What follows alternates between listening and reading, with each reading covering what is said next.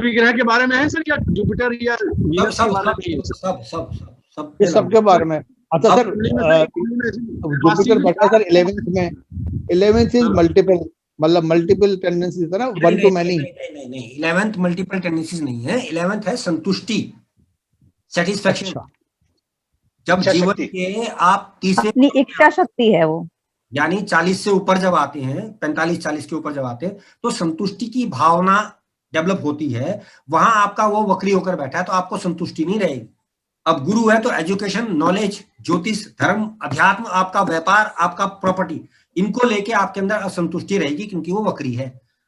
ज्योतिष तो मुझे इतनी ज्यादा भूख है बाई गॉड आजकल क्या, जब मतलब शुरू से ही है, मुझे लगता है कुछ भी सीख लूं, कहीं से भी सीख लूं, जो मिल जाए वो ये चीज रहेगी। अगर वहां वो वक्री नहीं होता तो आप अब संतुष्ट होते, बोले यार आई एम रिलैक्स आ गया।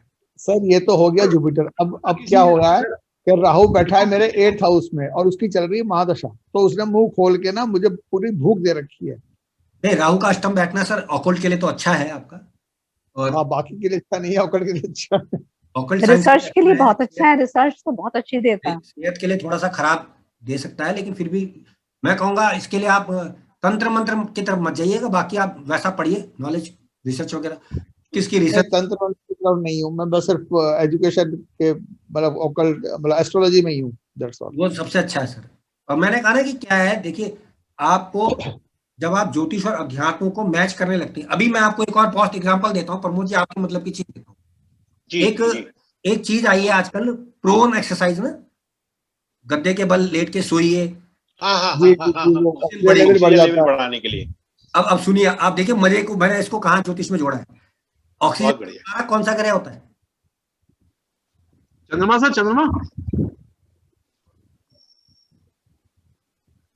चंद्रमा नहीं, फेफड़े चंद्रमा है मेरे ख्याल से। हाँ जी, हाँ जी, फेफड़े। ऑक्सीजन का कारक ग्रह है गुरु, और वायु का कारक है शनि जी। ठीक है, वायु इसलिए बोल रहा हूं कि हवा की बात हो रही है, ऑक्सीजन की बात नहीं हो रही, ध्यान रखिएगा। हवा में बहुत सारी गैसेस है जिसमें नाइट्रोजन सबसे ज्यादा है। बिल्कुल। हवा में से जो परिष्कृत हवा है, दैट इज प्राण वायु, इज ऑक्सीजन, वो जुपिटर है, गुरु है, राइट। अब देखो मजे की बात, गुरु की कमी हुई, ऑक्सीजन की कमी हुई, ठीक है। लोगों को कहा जा रहा है कि आप उल्टा सोइए तो आपको ऑक्सीजन बढ़ जाएगी। उल्टा कौन होता है? वक्री। हाँ, कौन सा ग्रह होता है? उल्टा राहु होता है जी। राहु होता है। तो जो राहु प्रधान लोग होते हैं वो उल्टा सोते हैं पेट के बल। जी, जो राहु प्रधान है, जिनका 12वां राहु होता है, वो उल्टा सोते हैं पेट के बल। कमाल है जी, वाकई मेरे 12वां है राहु, और मैं पेट के बल सो के बड़ा अच्छा लगता है। क्यों सोते हैं? रीजन पकड़िए, क्यों सोते हैं? क्योंकि ऑक्सीजन की कमी है। गुरु राहु का शत्रु है, ठीक। गुरु बिल्कुल। अब जब वो उल्टा सोते हैं तो फेफड़ों को झुकाव मिलता है, सांस ज्यादा अच्छी आने लगती है। यही तो प्रोन एक्सरसाइज बता रहे हो डॉक्टर आजकल। इसकी कमी हुई, गुरु की कमी, तो राहु का उपयोग ले लिया गया। देख रहे हैं आप ज्योतिष कहां काम कर रहा है। आप देखो आज का सटीक है इसका मतलब किसी जाति के। बोलिए अखिलेश जी। अगर किसी, मैंने एक आध कुंडली मेरे पास है सर, याद है मुझे, उसमें 4 ग्रह वक्री है सर, 3 या 4 है, तो इसकी ओवरऑल मतलब जो है पर्सनैलिटी जो है आदमी की, वो सब मेहनत कराते हैं, उससे क्या करते हैं सर? जैसे गुरु की नहीं, देखिए समझिए, पहले मैंने क्या कहा कि ग्रहों को पहले तो समझिए कि वक्री, उच्च और नीच का फर्क क्या है। उच्च के ग्रह की बात कर रहे, नीच की बात। नीच का ग्रह आपको अपने कारकत्वों की ओर खींचेगा। जैसे अगर बुध वक्री है तो जहां तक राइटिंग बहुत अच्छी बनाएगा, नोट्स बनाएगा, छोटे छोटे बारीक बारीक सजा के लिखेगा, है ना, हर चीज की नोटिफिकेशन करना चाहेगा, अखबारों की कटिंग काट के अपने पास रखना चाहेगा। गुरु है तो ज्ञान की तरफ भागेगा, किताबें लाएगा, पढ़ेगा, 2 दिन पढ़ेगा, छोड़ देगा, दूसरी उठा लेगा। ठीक। चंद्रमा नीच का है तो कंसंट्रेशन में कमी है, ठीक है, प्रॉपर्टी, सुख, इन सब में प्रॉब्लम क्रिएट करेगा। जो जो ग्रह नीच के समझ करो आप, मंगल नीच का है तो बहुत जल्दी घबरा जाएगा, परेशान हो जाएगा, पैनिक हो जाएगा, बाहर से दिखाएगा कि मैं बहुत गुस्सेबाज हूं, अंदर से डरावा रहेगा, ये सारी चीजें आ जाएंगी।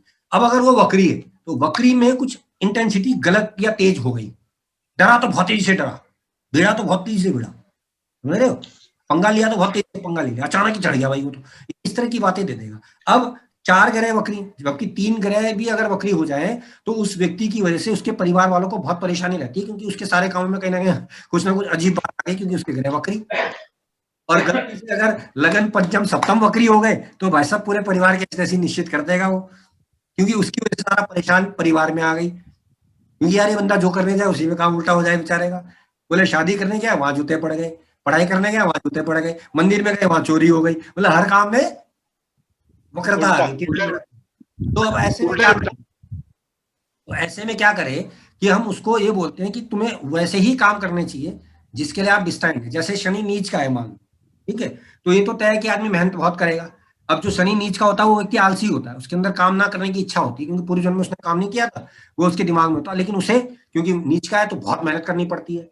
इसीलिए मैंने एग्जाम्पल दिया कि 30 में से 3 व्यक्ति होते हैं जो मेहनती होते हैं, जो दिल से मेहनती, उन्हें कहने की जरूरत नहीं पड़ेगी कि भाई कर दो, वो करके देंगे आपको, बिकॉज उन्होंने अपना ध्येय बना लिया कि मुझे करना।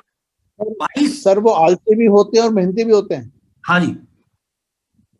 अब आलसी क्यों होते हैं मैं बता दूं आपको, आलसी वही होते हैं उनको इसका पता नहीं होता, क्योंकि पूरे जन्म में उन्होंने काम नहीं किए थे, इसलिए तो शनि नीच का मिला उनको, तो इस जन्म में आदत पड़ी हुई चल रहा है, ठीक है, पुराने जन्म की मेमोरी पड़ी हुई है उन्हें। हाँ। तो लेकिन अगर वो क्लिक कर गए 3% पे आ गए कि नहीं हम मेहनत करेंगे, वो बहुत तरक्की करते हैं। लेकिन बाकी 27 फिर भी वैसे ही के वैसे ही है भाई साहब।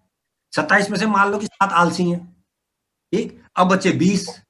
अब जो 20 है ये क्या है, मॉडरेट है, कभी कर लेते हैं कभी नहीं करते। इसीलिए दुनिया में अगर हम 3 करोड़ आबादी माने लमसम, ठीक है, तो उसमें से आपको केवल 22 लाख लोग जो है वो सॉरी 2.5%, मतलब 2.5% लोग मान लो, ठीक, ये आपको मिलेंगे जो रियल मेहनती हैं, जिनको कहना नहीं पड़ता, वो बेचारे करते हैं खुद ब खुद। आपके आसपास भी ऐसे बहुत सारे लोग मिलेंगे, आप खुद बिना जाने आप कह दोगे यार बच्चा मेहनती है, यार ये बंदा दिखता है, यार इसकी मेहनत दिखती है, ठीक है ना। आपको आसपास आप चेक कीजिए, खासतौर से 69, 70, 71 के जो जन्म वाले लोग हैं, वो आपकी मेरी जनरेशन के ही हैं, वो आपको आसपास दिखाई देंगे कि यार बंदा मेहनती तो है, करता तो है, ठीक है ना। ये बात आप स्पष्ट देख सकते हैं। 30 साल बाद आगे आ जाइए, ठीक है ना, तो 99, 2000, 2001, इस दौरान जो बच्चे पैदा हुए ये भी बहुत मेहनती हैं, लेकिन फिर कहानी हुई है कि आधे तो उसमें से आलसी होंगे, क्योंकि पूर्वजों के कर्म में बच्चे जो कुछ लोग वो मॉडरेट होंगे, केवल 3% लोग होंगे जो सब 98 से हैं, 98 से हैं। हाँ वही नीच, 98 शनि। होगा, 30 साल का, 30 का फर्क होता है लगभग। तो आप देख सकते हैं कि वो लोग एक्स्ट्रा स्पेशल मेहनती हैं, उनको कहना नहीं पड़ रहा, खुद करते हैं, उन्होंने ये चीज विल बना ली कि नहीं मुझे करना है।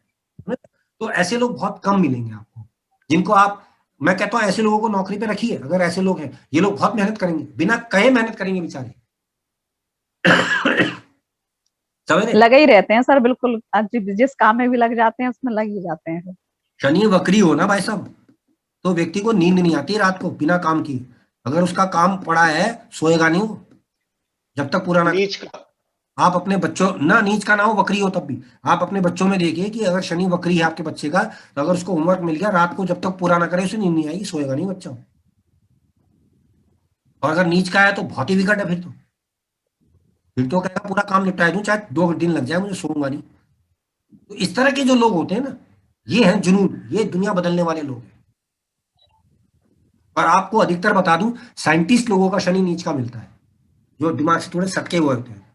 बोले 14-14 घंटे यार वो अपने लैब में पड़ा रहता था, बाहर ही निकलता था, कहीं कहीं दिन नजर ही नहीं आता था भाई, वो लगा रहता था, वो कुछ प्राप्त। यार नीच का शनि अगर 8वें घर में हो तो बहुत ही ज्यादा रिसर्च ओरिएंटेड होगा। 100% होगा। अब राहु में प्रॉब्लम कि राहु का उच्च नीच के विषय में विद्वान सहमति एक पे नहीं रखते, कोई वृषभ पे कोई मिथुन पे, तो ये थोड़ा सा कॉन्ट्राडिक्टरी है। लेकिन फिर भी मैं मानता हूं कि अगर राहु है लगन में तो व्यक्ति के पास आइडियाज तो बहुत है, इसमें कोई दो राय नहीं। व्यक्ति दूरदर्शिता रखता है क्योंकि उसके पास सिर है, धड़ नहीं, कल की परवाह नहीं करेगा, आज ही कर लेगा जो कुछ करना। ये टेंडेंसीज राहु। सर ये जो शनि नीच का है, तो मेरे अपने देखने में आया कि ऐसे आदमी थोड़े से आलसी और गंदे, या तो ये समझ लीजिए कि काम में लगे रहने की वजह से वो नहीं, अपने रखरखाव मेंटेन नहीं कर पाते। मैंने क्या कहा आपको अभी कि मैंने कहा ना वो पूर्व जन्म के कर्मों में काम नहीं किया था उसने, तो आलसी आलसी बताया ना सर ने, आलसी। वही टेंडेंसी उसकी अभी भी है कि मुझे कोई कुछ ना कहे, मैं पड़ा रहूंगा, नहाऊंगा भी नहीं। शनि तो आलसी मलिन माना गया है, ना नहाए ना धोए ना दाढ़ी बनाए। और शनि नीच की एक और पहचान बताता हूँ, मेरी खुद की है। ऐसे व्यक्ति कपड़े को जैसा मर्जी दे दो वैसा पहन लेंगे। बिल्कुल ठीक है। तो रोज धुले हुए कपड़े पहनने हैं तो अगले आदमी का सवाल होगा, यार कल ही तो पहनी थी यार, नहीं तो है, अभी रहने दे, कुछ मेरी आदत है, मैं आपको ओपन बता रहा हूँ। बिल्कुल मेरी वाइफ मुझे हमेशा कहती है कि आप परसों भी ले गए थे, आप वही। अरे मैंने कोई दिक्कत नहीं है, साफ तो है, कौन देख रहा है हमें। कपड़े साफ नहीं करेगा शनि, लेकिन अगर शुक्र है भाई साहब तो बंदा रोज प्रेस करके चकाचक टमका के जाएगा, ठीक है ना। तो ये वो क्वालिटी है। अगर शुक्र नीच का है तो हाँ नहीं, हाँ शुक्र नीच शुक्र उच्च का है तो मतलब शुक्र का मैंने देखा है कि अगर वो अपनी राशि में होता है या उच्च का होता है तो वो इंसान कोई केयर नहीं करता है कि मैं कैसा भी पहन के चल पड़ता है। वो उच्च वाला करेगा ना, शनि नीच वाला तो केयर करेगा। मैंने कहा ना वो चीज आपको, नीच वाला बन ठन के बिल्कुल दिखा के चलता है अपने आप की मैं कैसे चल रहा हूं। वो चीज आपको खींचती है ना, यही तो बात है। अमिताभ बच्चन को तो आपने कभी लुंगी बनियान में देखा है उसे? जब भी देखोगे टनाटन देखोगे। और सर मंगल के बारे में क्या बताएंगे? मंगल नीच का है तो 3 प्रिडिक्शन है सर जो मैंने अभी लॉकडाउन में ढूंढी। पहली बात तो ये लोग बहुत जल्दी घबरा जाते हैं, हाथ पांव फूल पाएंगे बहुत जल्दी। दूसरी बात, लॉकडाउन लगा, इन्होंने अपने घर में सारा राशन भर लिया है कि कहीं कहीं खाने की प्रॉब्लम ना हो जाए, ठीक है। हस्बैंड को यानी कि उनका जोश एक्सेस बढ़ जाता है। नहीं मतलब घबरा जाते हैं ना कि पैनिक सिचुएशन, भाई देश बंद ना हो जाए, भाई सामान रख लो, हमें कोई दिक्कत ना हो, घबरा जाएंगे बहुत जल्दी, ठीक है ना। नीच का मंगल ये कराएगा आपसे। शरीर में जान नहीं होती ना कि दिन भर खड़ा रख सके अपने आप को, नींद आ जाएगी दिन में। तो नीच क्या करेगा, आपको खींचेगा अपनी तरफ। नीच का मंगल चाहे लग्न, सर ये आप तब बता रहे हो अगर वो लग्न में है नीच का मंगल, कभी कहीं भी हो भाई साहब, लगन लड़का कारक है, लगन में है तो परमानेंट फीचर हो गए ना, क्योंकि देखो जल्दी घबरा जाएगा। कारक ग्रह तो अपना काम करके देगा। अब देखिए क्या है, हमें समझाने की इसके पॉजिटिव, सर इसके पॉजिटिव क्या है नीच मंगल के? क्या चीज? नीच मंगल के पॉजिटिव क्या है? पॉजिटिव सर नीच मंगल का एक ही है कि ऐसा व्यक्ति अगर गुस्सा नहीं करता तो बहुत धैर्य से संभल के चलता है। धैर्य की कमी उसको रखनी पड़ती है, क्योंकि अगर वो, हालांकि ऐसा होता नहीं है, लेकिन पॉजिटिविटी में कहूंगा तो ऐसे व्यक्ति को गुस्सा कम आएगा, लड़ाई कम करना चाहेगा, लेकिन क्योंकि वो चीज खींचती है तो ऐसा आदमी भिड़ जाता है और कायर होता है। मर्दों में इसको कायरता माना गई है। ओके। अंग्रेजी में शब्द है टिमिडनेस, कायरता रहती है इस व्यक्ति के अंदर, डरपोक होता है। और ऐसा व्यक्ति की एक क्वालिटी है, ऐसा व्यक्ति कभी चोरी नहीं करता, अगर उसका हो तो चोर होता आदमी, क्योंकि शास्त्रों में मंगल को चोर माना गया है। लगन में मंगल हो तो आदमी चोर होता है, झूठ बोलता है। नीच का झूठ बोलता है कभी, उच्च का हो तो चोरी है। जी दोबारा क्या बताया आपने? लगन में मंगल है तो आदमी झूठ बोलेगा, चाहे किसी भी राशि का हो, कैसा भी हो। नीच का मंगल है तो चोरी कभी नहीं करेगा, उच्च का मंगल है तो चोरी कर सकता है।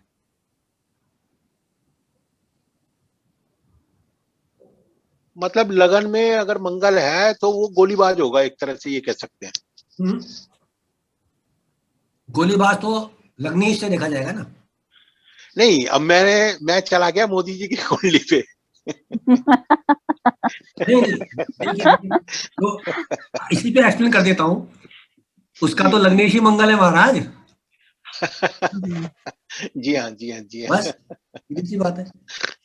मतलब उनका कॉन्फिडेंस लेवल इस कदर बढ़ा हुआ है कि मुझे ध्यान आ रहा है कि उन्होंने कबीर, गुरु नानक और एक और थे, वो तीनों एक ही समय में इकट्ठे बैठा दिए। देखो 2 बातें, मैंने क्या कहा आपको, लग्नेश मंगल है, लगन में बैठ गया तो आदमी झूठ इतने डंके की चोट में बोलेगा कि सामने वाले को निहाल कर देगा। अच्छा सर, कुछ क्वेश्चन जनरल है, शायद अखिलेश जी या मनीष जी या सुनीति जी भी पूछे। हाँ वो आप पूछेगा।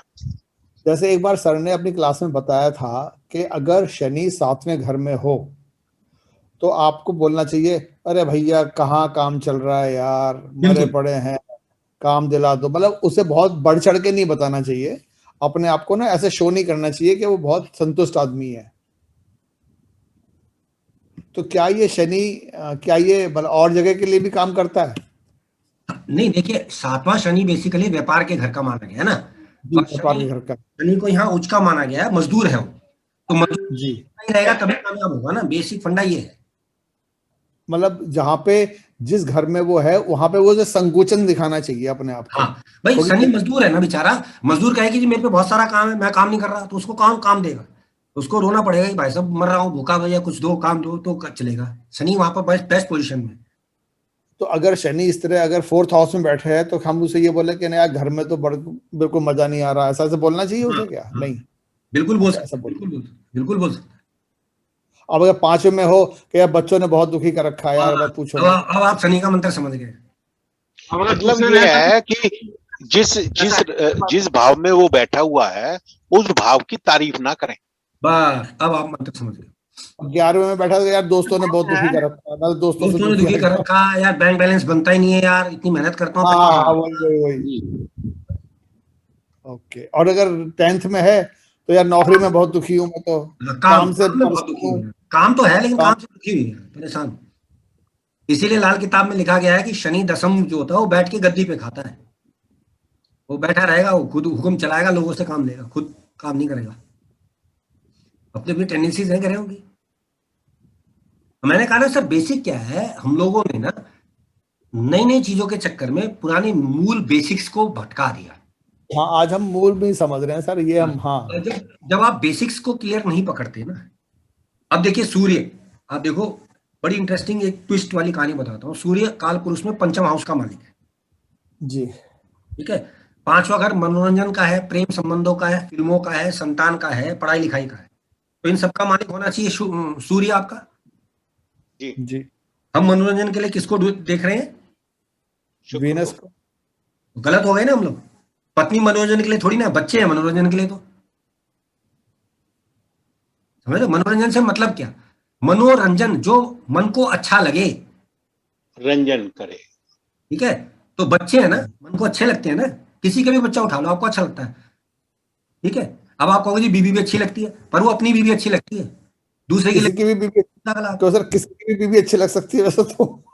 एक बात कह रहा हूं ना, मतलब सीधा सा लॉजिक क्या है कि मनो को जो रंजन करना है, 7वां रंजन का, लेकिन सर लॉजिक क्या है सर, मतलब 5th हाउस में हम फिर वीनस को क्यों देखने लगे? हाँ यही मैंने कहा ना कि हम लोगों ने इस तत्व को खराब कर दिया, बिकॉज सूर्य क्रिएशन का कारक है। क्रिएशन किससे होता है? शुक्र की मदद से होता है, वाइफ की मदद से बच्चे पैदा होते हैं। हमने वो मिसमैच कर दिया साले, हमने कर दिया मिसमैच, तो होगी प्रॉब्लम। समझ आप बात?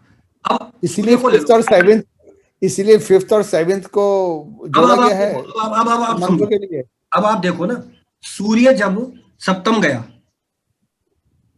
नीच का हो गया जी।